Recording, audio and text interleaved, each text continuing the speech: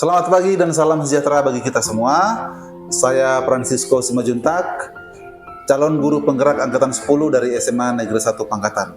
Kali ini saya tidak sendiri, saya ditemani oleh Ibu Rosmala Dewi yang paling cantik di tempat ini. Beliau adalah guru bidang studi Bahasa Indonesia di SMA Negeri 1 Pangkatan. Apa kabarnya Bu Dewi? Baik Pak, sehat. Bapak apa kabar? Sehat dan luar biasa. Hari ini kita akan mengadakan percakapan pra-observasi ya Ibu. Nanti saya akan mengamati jalannya pembelajaran yang akan Ibu lakukan di dalam kelas, atau sebelum saya lakukan proses supervisi di kelas. Ya, adapun tujuan dilakukan supervisi ini adalah untuk mengetahui dan juga mengevaluasi proses belajar yang akan Ibu lakukan dalam kelas nanti.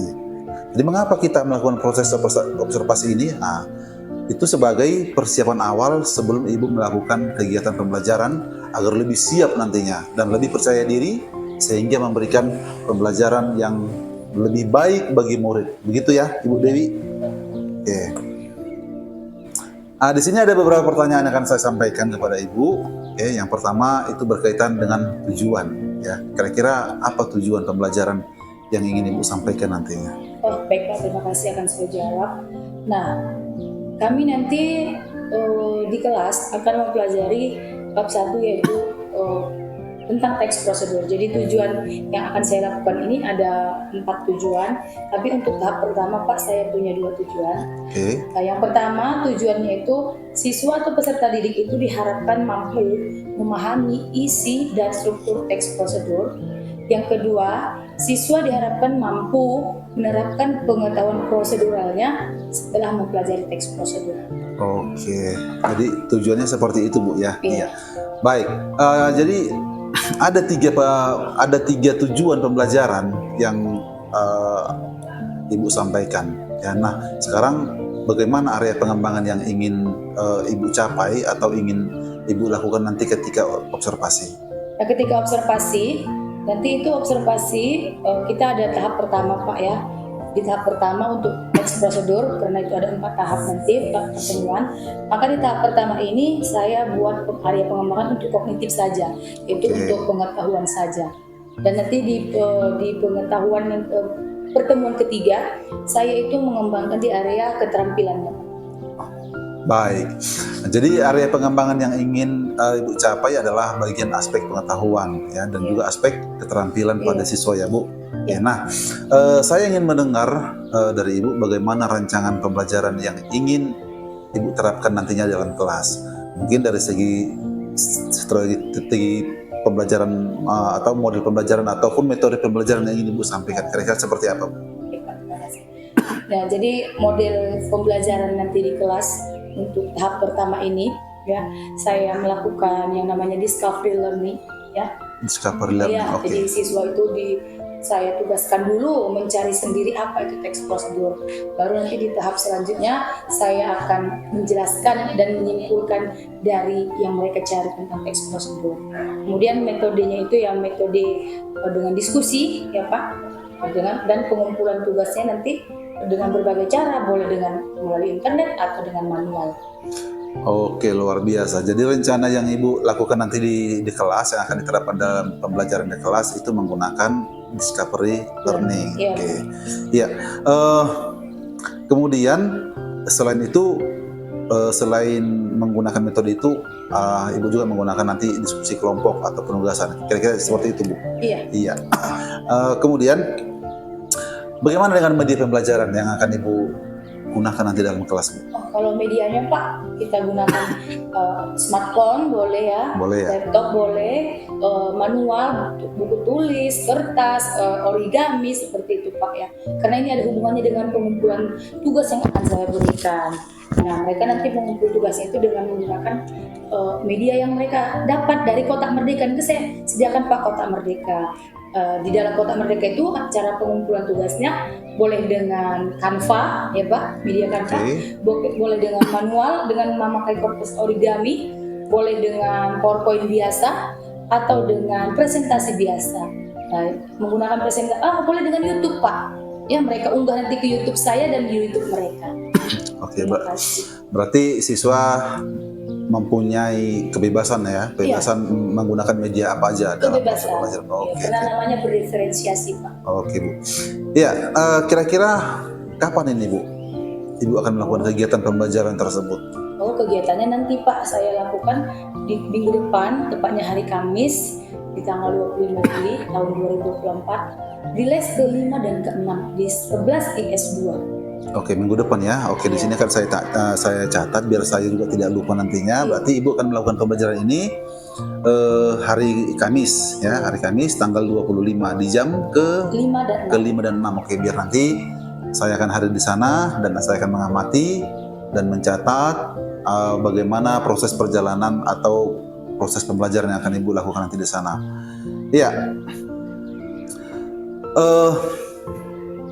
Setelah selesai nanti kegiatan observasi ini atau pembelajaran dalam kelas, kita akan mengadakan percakapan yang terakhir nanti, Bu. Ya, yaitu begitu, Pak, ya? percakapan pasca observasi yang nanti akan kita didampingi juga oleh pengajar praktik saya. Ibu bersedia kan, Bu? Oh, bersedia, Pak. Sangat bersedia. Ya, sebelum kita akhiri, kira-kira apa yang Ibu dapatkan dari hasil percakapan kita hari ini, Bu? Ya, hasil percakapan kita hari ini yang saya dapatkan adalah saya nanti bisa mengembangkan lagi lebih baik lagi dan belajar dari orang bapak-bapak CGP dan ibu-ibu CGP yang ada angkatan kesekian ini ya, untuk mengembangkan lagi bagaimana proses pembelajaran di kelas yang lebih baik. Oke, terima kasih, Bu. Nah, ya, sebelum kita akhiri percakapan kita ini, saya mengucapkan terima kasih atas kesediaan waktunya sudah bisa hadir di tempat ini. Kemudian mudah-mudahan tidak ada halangan, tidak ada hambatan, kita nanti bertemu kembali di kegiatan observasi yang sudah kita jadwalkan, Bu ya. Oke, Pak. Oke. Ya, demikian percakapan kita hari ini, Ibu. Sampai bertemu dan terima kasih. Terima kasih, Bapak. Ya. Selamat pagi Anda semua. Selamat pagi. Semangat pagi. Semangat. Oke ya. Apa kabarnya? Sehat dan luar biasa. Alhamdulillah ya. Nah, hari ini kita masuk di semester pertama di kelas 11 ya, untuk mata pelajaran bahasa Indonesia. Sudah kenal dengan saya kan? Sudah. Sebelum kita sudah ketemu ya kan? Sudah. Nah, lebih dahulu saya datang dulu ke Adik dan Diana. Siapa yang tidak hadir ini? Sekretaris mana? Siapa yang tidak hadir?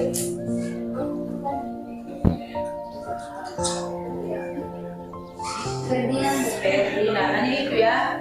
Aku ada 4 orang. Oke.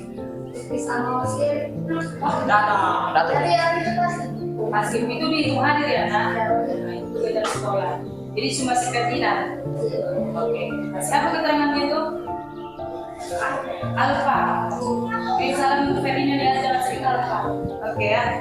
Nah, di kelas 11 ini kita masuk bab pertama itu mengenai teks prosedur ya. Coba silakan pakai ya. Bab pertama. Jadi di semester 1 kita ada 4 bab. Bab pertama itu mengenai teks prosedur ya.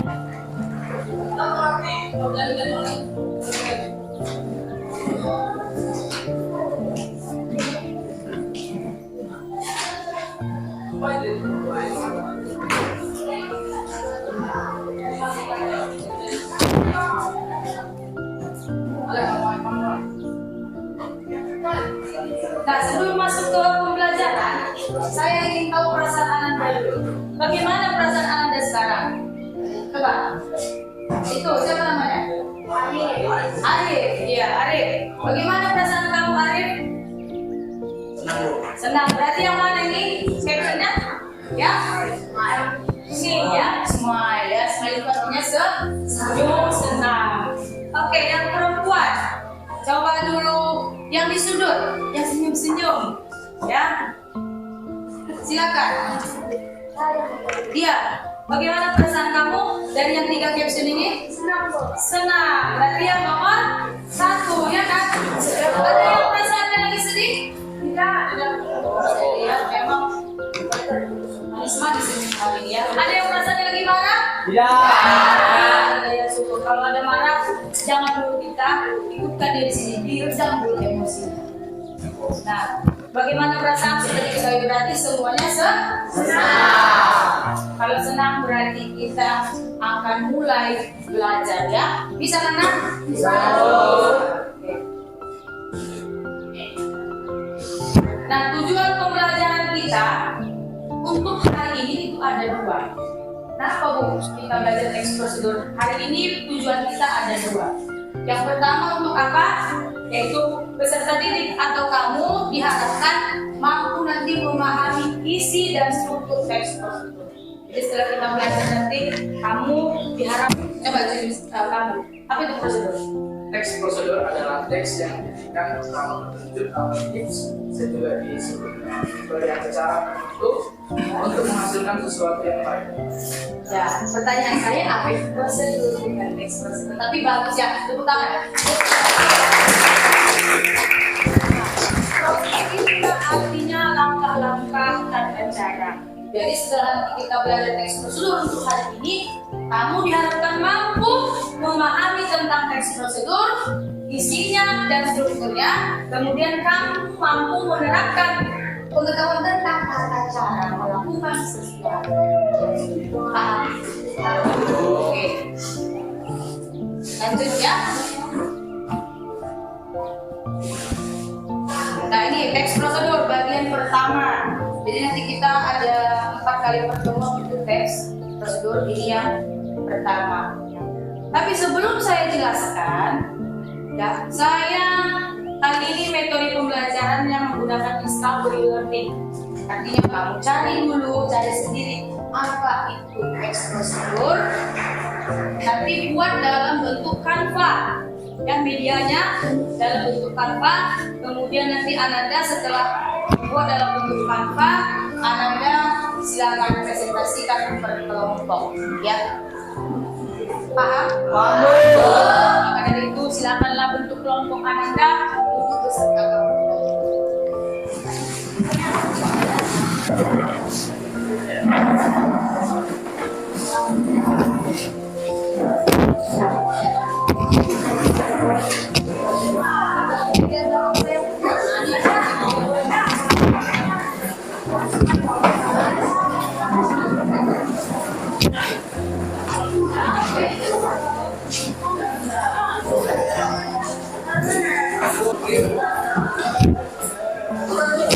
Baik, nah tugas Ananda warna dalam bentuk Canva, ya bentuk PowerPoint Canva.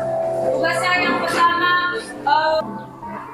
ada lagi, sini lah ya, kameranya.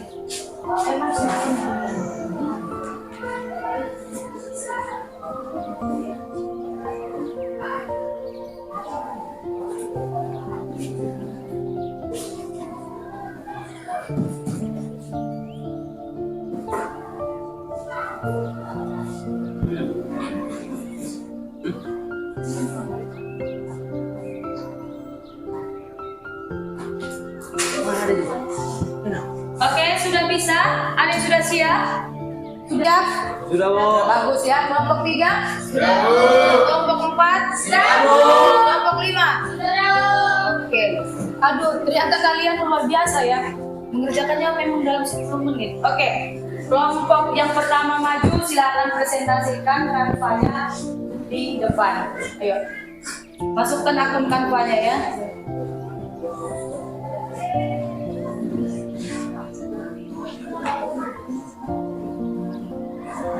Ayo silakan.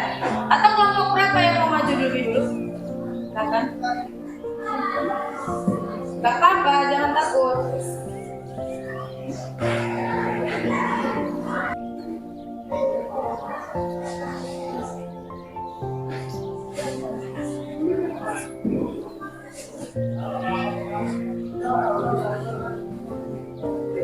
Ayo Flora, silakan maju kelompoknya itu.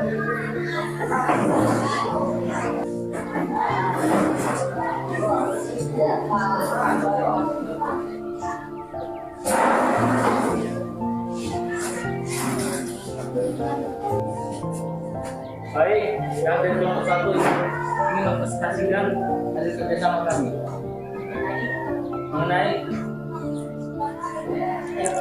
Baik, saya akan menjelaskan apa isi dari teks prosedur. Pengertian teks prosedur. Teks prosedur adalah teks yang memuat cara untuk melakukan suatu secara tepat berupa tuntutan langkah demi sehingga tercapai tujuan yang diinginkan. Selanjutnya pengertian teks prosedur kompleks. Teks prosedur kompleks adalah teks yang berisi langkah-langkah atau tahap-tahap untuk melakukan sesuatu. Selanjutnya ialah ciri-ciri teks prosedur. Ciri-ciri teks prosedur dan yang terakhir adalah prosedur kompleks, yaitu memakai kata kerja imperatif, kata teknis konjungsi, penambahan, pernyataan, persuasif, deskripsi, alat, kata aktif, dan bersifat universal. Udah situ. Demikian dari presentasi kami. Silakan yang ingin bertanya. Ada yang ingin bertanya, Nak? Silakan. Silakan berdiri, sebutkan nama ya. Perkenalkan, nama saya Julisman Harefa dari kelompok 2. Ingin bertanya kepada kelompok 1 mengenai teks prosedur. Dari beberapa penjelasan dari penyaji, ada beberapa ciri-ciri teks prosedur ya mengenai menggunakan kata kerja aktif. Apakah yang dimaksud dengan kata kerja aktif? Terima kasih. Yang pertanyaan itu apa yang dimaksud dengan kata kerja aktif? Dipersilakan. Ayo Nak, jawab. Semuanya, berdirinya kami di sini ingin mempresentasikan hasil kerja kami tadi. Sebelumnya perkenalkan, nama saya Babujan Al-Fatihah Demuti. Nama saya Kenalkan nama saya Basaria. Dan perkenalkan nama saya Julisman Harefa. Berdiri kami di sini ingin mempresentasikan teks prosedur. Saya silakan pada Baik, sebelum kita memasuki apa dalam teks prosedur ini, di sini kami sebagai kelompok 2 telah mendesain dalam bentuk Canva apa sebenarnya yang dimaksud dengan teks prosedur. Jadi, teks prosedur adalah teks yang memuat cara untuk melakukan sesuatu secara tepat berupa runtutan langkah demi langkah sehingga tercapai tujuan yang diinginkan. Dan apa saja ciri-cirinya? Ciri-cirinya ada beberapa, yaitu menggunakan kalimat imperatif atau perintah, terdapat panduan yang harus dilakukan, menggunakan kata kerja aktif, dan terdapat aturan dalam hal bahan atau kegiatan. Dalam teks prosedur ada juga yang dimaksud dengan teks prosedur kompleks. Apakah yang dimaksud dengan teks prosedur kompleks? Teks yang berisi langkah-langkah atau tahap-tahap atau melakukan sesuatu hal yang baik, melakukan kegiatan tertentu, dan membuat sesuatu yang disajikan dengan tahapan tertentu. Dan yang keempat ada struktur teks prosedur. Struktur teks prosedur terdiri dari beberapa, yaitu ada judul, ada pengantar, ada alat, paham persyaratan, dan penutup. Dalam teks prosedur ada kebahasaan. Jadi, kebahasaan dalam teks prosedur itu dibagi beberapa menjadi bagian, yakni menggunakan kata kerja imperatif, kata teknis, konjungsi penambahan, pernyataan persuasi, deskripsi alat, dan kata kerja aktif. kepada teman-teman semuanya, saya memberi sesi tanya jawab. Ada yang bertanya? Silakan. Saya yang bertanya, jelaskan. Oke, terima kasih. kasih pendapat jawab. Baik, kami dari kelompok 2 ingin menjawab pertanyaan dari teman kami Kasih dari kelompok 6 ya. Jadi kami telah menyajikan beberapa struktur teks prosedur, yaitu terdapat beberapa bagian, yaitu ada judul. Jadi dalam teks prosedur ini terdapat judul. Judul itu yang akan kita ketahui apakah tujuan, apakah yang harus kita lakukan. Dan yang kedua ada kata pengantar. Kata pengantar ini bertujuan untuk memberi arahan atau memberi pengantar kepada pembaca, memberikan kata-kata utama sehingga kita dapat mengetahui apa maksud dan tujuan dalam teks prosedur. Dan juga ada alat-alat untuk menyajikan prosedur tersebut, sesuatu prosedur tersebut. Ada paham persyaratan dan ada penutup. Penutup adalah akhir dari teks prosedur. Sekian dan terima kasih. Boleh diterima jawabannya? Oke, akhirnya presentasi kami hari ini ada kesalahan kata bersama. Selamat pagi.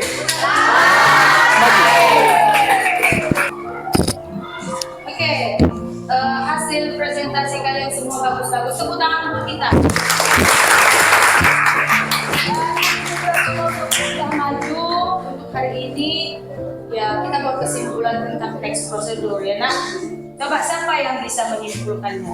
Coba Fauzan. Apa kira-kira teks prosedur Fauzan? Julisman, coba. Jadi kesimpulan hari ini adalah teks prosedur merupakan teks yang berisi langkah-langkah atau runtutan langkah-langkah. Dapat disebut juga dalam metode, cara, tips, dan terdapat struktur kebahasaan dan lain sebagainya, sehingga apa nanti yang kita lakukan atau petunjuk yang kita lakukan menghasilkan sesuatu yang baik. Sekian dan terima kasih. Oke, bagus ya.